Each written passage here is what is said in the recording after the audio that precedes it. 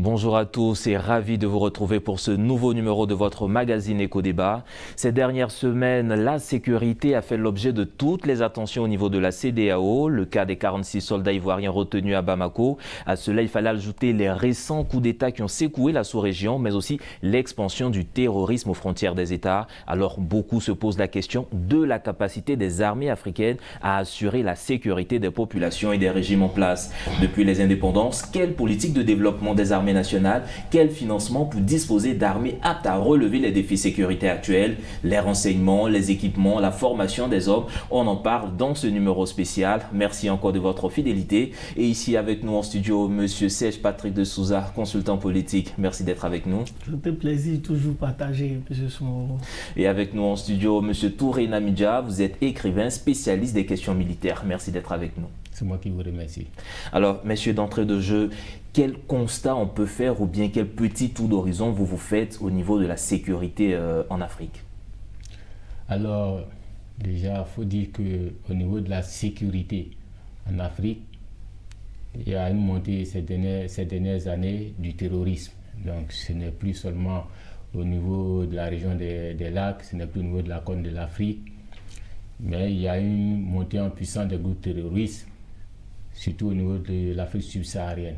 Et cette montée-là est inquiétante. Donc aujourd'hui, la situation sécuritaire est plus marquée par les actions des groupes terroristes.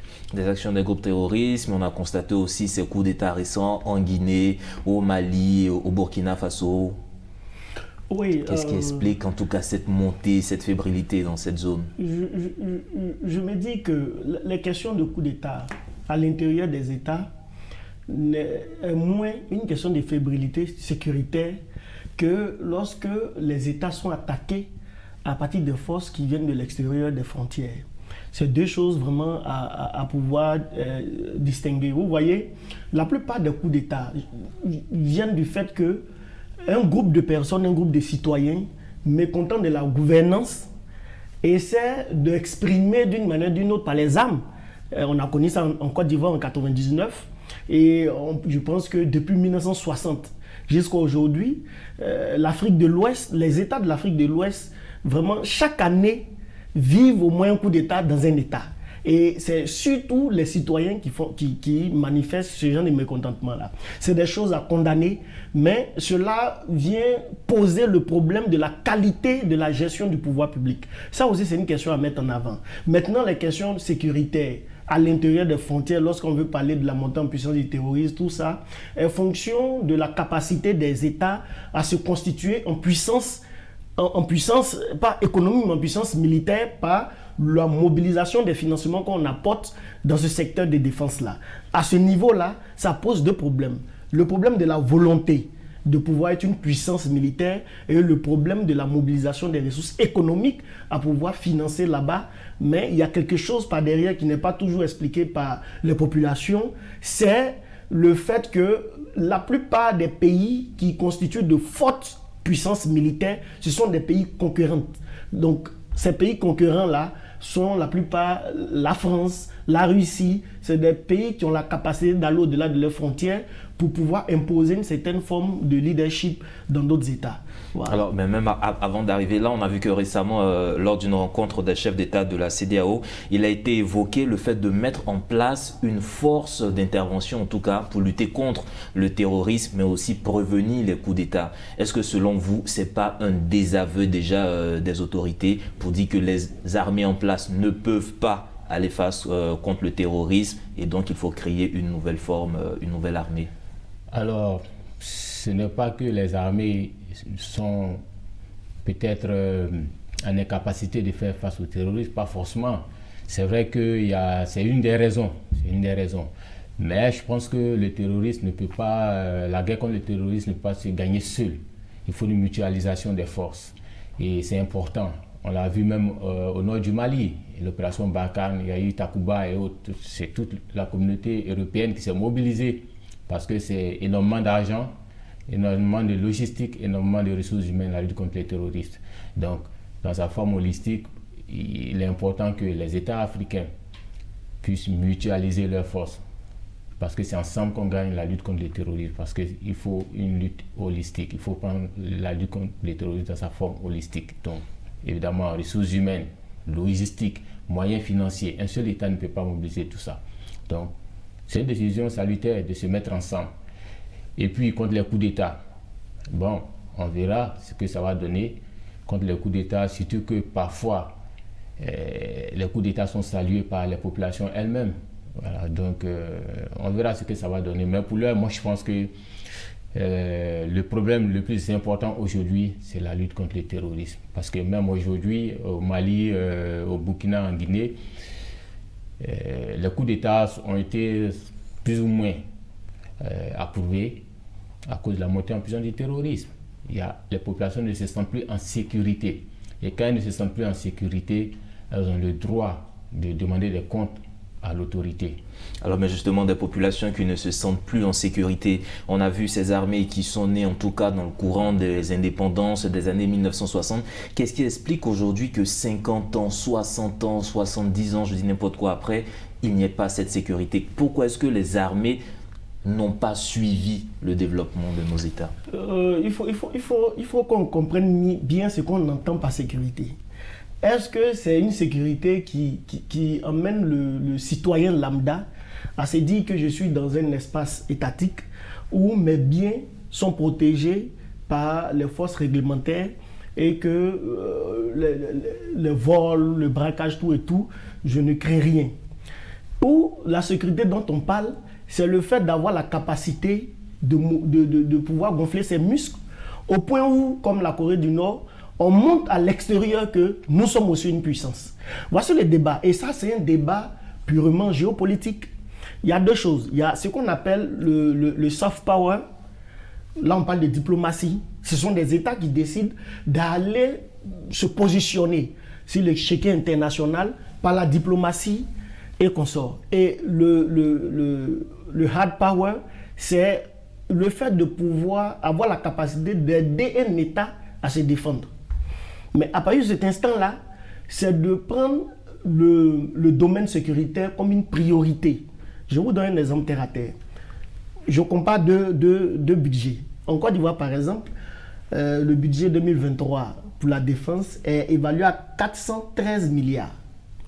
Alors qu'en France, on a 28 165 milliards. Et le budget alloué à la défense en France est dans un contexte où il y a l'Ukraine qui est en pleine guerre avec la Russie. Mais comme vous voyez que la France intervient en même temps dans d'autres États, au Mali, au Burkina, ils ont des forces qui sont quand même éparpillées un peu partout. Ça, c'est un dispositif de positionnement qui fait de la France une puissance. Ce n'est pas spécifiquement son économie, mais c'est la capacité de mobiliser des moyens pour faire de la France une puissance. La deuxième chose, c'est que les Européens ont compris tôt la nécessité de pouvoir former une sorte d'alliance militaire pour pouvoir défendre par rapport à la sécurité intérieure des États, mais en même temps par rapport au positionnement au niveau international.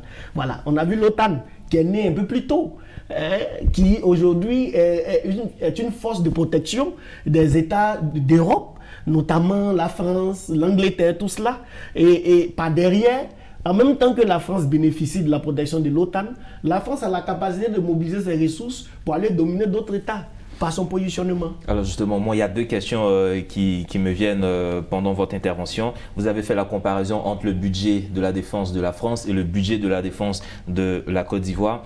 Est-ce à dire que nos pays africains ne mettent pas suffisamment de moyens au niveau de la défense? Ça, c'est ma première question et c'est vers vous que je vais me tourner. Mais en même temps, une deuxième question aussi pour gonfler un peu la réflexion. Il a parlé tout à l'heure de la France qui a plusieurs départements ou plusieurs bases dans d'autres pays. Ces pays africains qui reçoivent ces bases, ces contingents français, est-ce qu'ils ne sont pas diminués dans leur souveraineté, leur armée par rapport à ces bases françaises? Bon, après, il faut savoir que nous n'avons que, excusez-moi, nous n'avons que 40 ans d'indépendance, si je ne me trompe pas, 1960-2022, 42 ans d'indépendance. Contrairement à la France, c'est au moins 100 ou 200 ans. C'est différent. Nous n'avons pas les mêmes réalités. Donc, déjà, il faut savoir qu'entre 60 et 90, nous avons une armée civique. spécifiquement en parlant de la Côte d'Ivoire. Nous avons une armée à vocation civique, elle n'est pas une armée à vocation expansionniste. Donc, effectivement, le président Houphouët-Boigny, qui veut une armée civique, va mettre les moyens pour... On ne va pas acheter, notamment, on ne va pas s'armer à coût de milliards, mais on va investir plutôt dans la formation du personnel. Et c'est en ce moment que vous avez vu, on avait de grandes plantations où l'armée était vraiment une armée à vocation civique, où on avait des travaux d'intérêt général et tout ça. Donc voilà la vision que le président Houphouët avait en 60 et 90. Puis il y avait une assistance technique de l'armée française, donc, avec la base de Port-Boué. Donc voilà la vision déjà que le président Houphouët avait, parce que nous étions un jeune État, donc c'est normal. Pourquoi nos armées sont en retard? C'est comme si vous me demandez pourquoi l'Afrique est en retard au plan industriel, pourquoi l'Afrique est en retard au plan de la santé, pourquoi l'Afrique est en retard au plan de la technologie. Mais ce n'est pas une particularité que nos armées soient en retard, c'est une globalité. Voilà. Donc après, notre budget est 413 milliards pour cette année, contrairement à l'année passée où il était autour de 370 milliards. Donc, il connaît quand même une hausse de 100 milliards. Et pour 2023, il vient en 4e position. Après les infrastructures, l'intérieur, l'éducation et voilà, la santé. Mais cela se justifie. Cela se justifie. La lutte contre le terrorisme ne peut pas se gagner si vous n'avez pas des hommes formés, si vous n'avez pas les moyens militaires, la logistique qui va avec et tout ça. Donc le renseignement, ça demande énormément de moyens. Donc peut-être que c'est petit, mais bon, je suppose qu'ils font avec ce qu'ils ont sous la main. Mais déjà, ce qu'il faut dire, c'est que nos armées ne sont pas une particularité parlant de retard. Donc c'est une généralité. Donc on englobe tout ça dans une généralité. Mais autre chose aussi, quand on regarde un peu ce qui se passe aux différentes frontières, quand on voit un peu les équipements que ces groupes terroristes utilisent, ils sont pratiquement plus armés, plus équipés que nos armées nationales. Comment expliquer ce fait? Mais c'est simple. Déjà, les États africains ne sont pas en retard, ça dépend des priorités. Maintenant, la deuxième chose, c'est que les armes, c'est de la technologie. Et la technologie coûte cher. Ceux qui font cette technologie-là, ce sont des entreprises privées qui font du business. Ils vendent les armes. Et donc, souvent les gens se sentent surpris de voir que tel groupe terroriste est beaucoup armé. Mais s'ils ont l'argent pour acheter ces armes-là, mais ils seront mieux armés que les pays, les États. Mieux. Le terrorisme n'a pas de priorité en termes de développement, en termes d'infrastructure. Je ne justifie pas le fait qu'un État n'arrive pas peut-être à faire face au terrorisme parce que c'est le rôle de l'État de défendre l'intérieur des frontières. Mais il y a une réalité qui est là. Par exemple, mon frère Tour a donné l'exemple. Quand on prend le budget et qu'on voit que la priorité c'est l'éducation, comme en France. Mais en deuxième point, les deux pôles qui mobilisent les ressources sont les infrastructures et la santé. C'est le domaine du développement. Ensuite vient l'armée. Mais ça veut dire qu'il y a quand même une intention, une vision des pays africains à vouloir essayer de renforcer le dispositif sécuritaire par rapport aux enjeux de maintenant.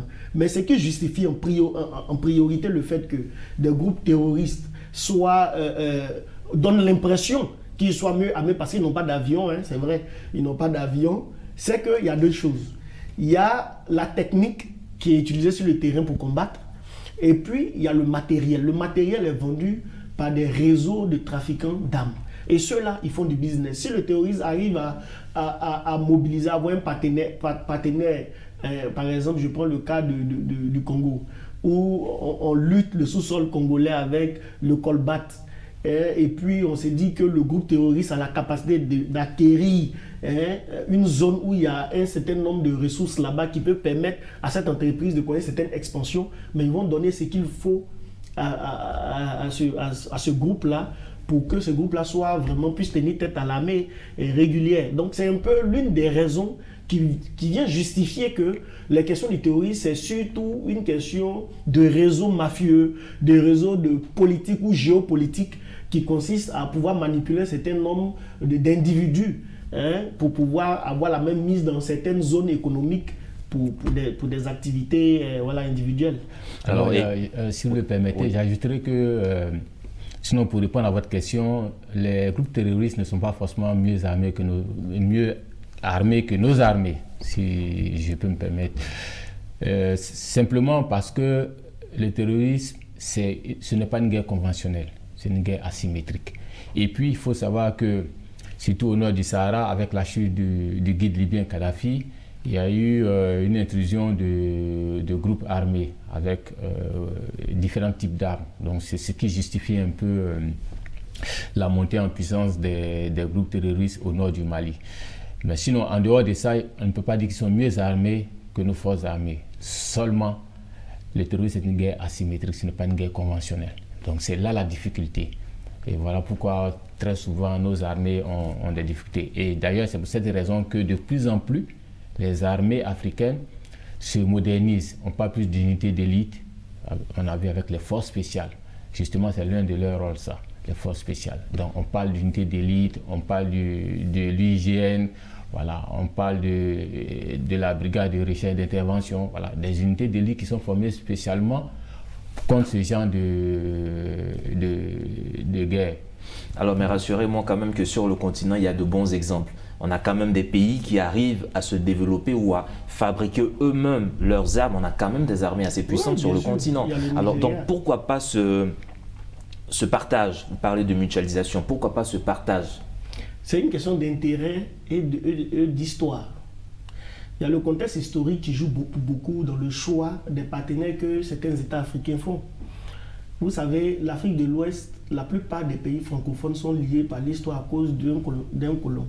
Et souvent, le fait qu'il y ait une base armée française, par exemple, en Côte d'Ivoire, c'est difficile pour la Côte d'Ivoire d'aller signer un partenariat militaire avec un État qui, au niveau international, n'a pas d'intérêt direct avec l'armée française. C'est compliqué. Je pense que vous avez vu un peu le problème du Mali, c'est parti d'où? Il y a Wagner qui vient de la Russie.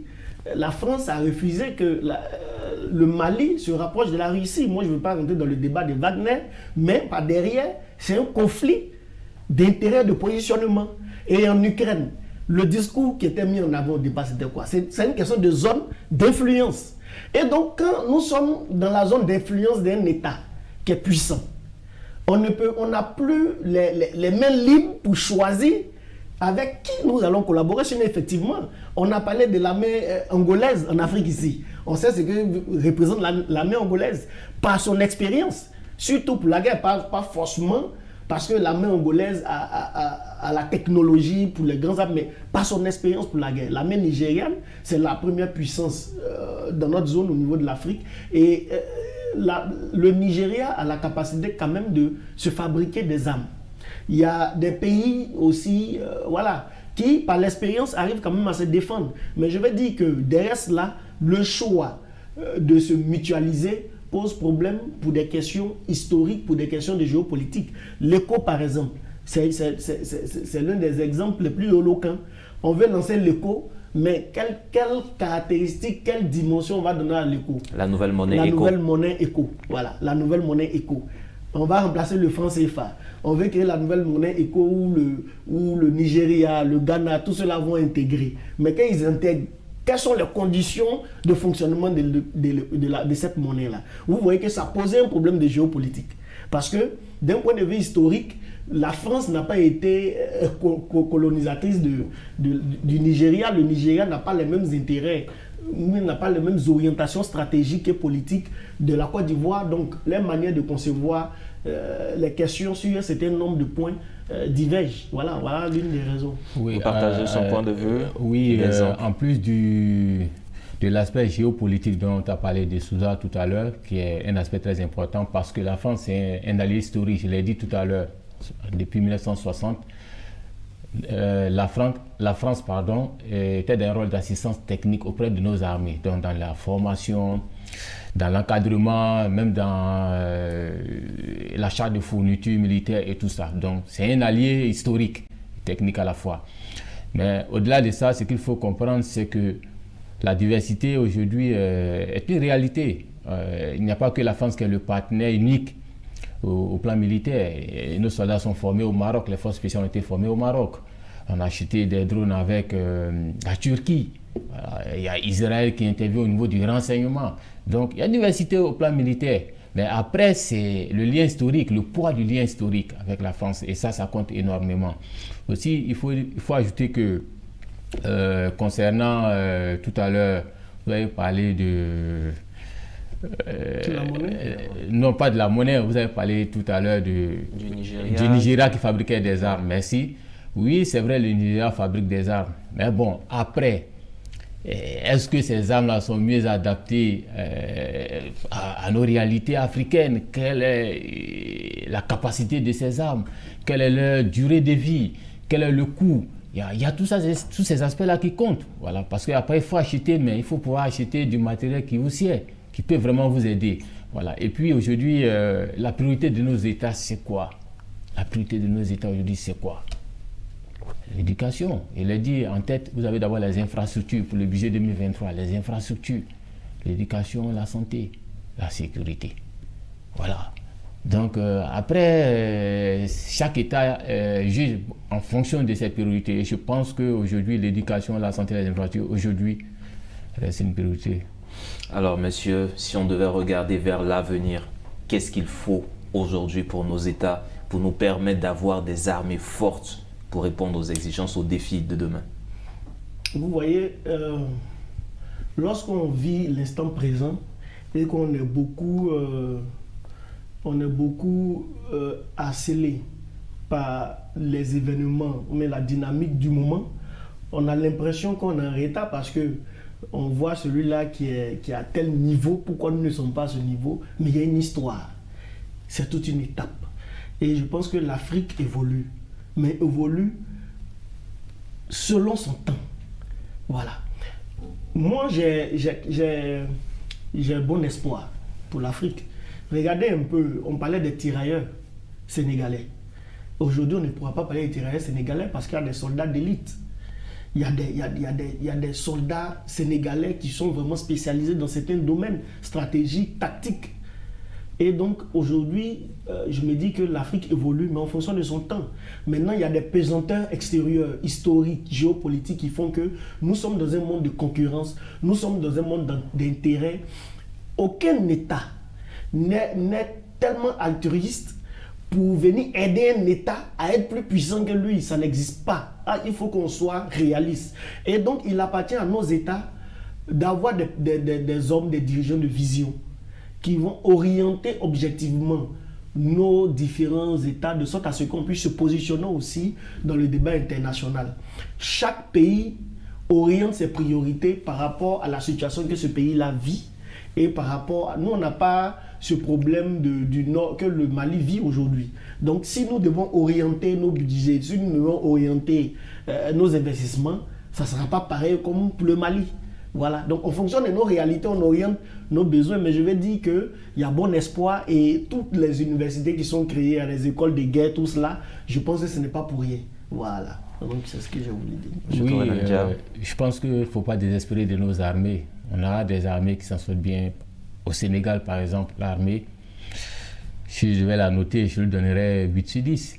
Voilà, donc, et puis l'Algérie, ce sont des armées quand même qui tiennent le bon bout. Voilà. Et puis ce qu'il faut savoir, en dehors des coups d'État, effectivement, donc il faut vraiment travailler à développer des armées républicaines, comprendre le sens du métier des armes. C'est important à ce niveau. Et ça passe par la formation. Ça passe par également participation aux opérations de maintien de paix, aux opérations extérieures, je vais dire. Donc, et tout ça doit contribuer vraiment à renforcer, sinon, si vous voulez, nos armées, c'est important. Donc, le politique même doit se donner les moyens. Il doit travailler de sorte à vraiment faire de nos armées, de nos soldats, des hommes de métier. Une armée républicaine, citoyenne, et bien formée, et qui joue son rôle de défense des intérêts de la nation. Il ne faut pas désespérer, je pense que nos politiques doivent travailler et nos officiers généraux aussi doivent travailler à cela. Faut pas désespérer, l'Afrique est en marche à son rythme, mais elle avance, messieurs. Merci encore pour vos contributions. On parlait aujourd'hui de l'aspect sécuritaire en Afrique et surtout de l'évolution de nos armées. Nous avons tous vu, essayer de décrypter en ce laps de temps ce qu'on pouvait faire ressortir de nos armées africaines. Merci encore. Et mesdames et messieurs, vous pourrez retrouver cette émission sur notre site internet www.medientv.com. Agréable suite de programme sur vous.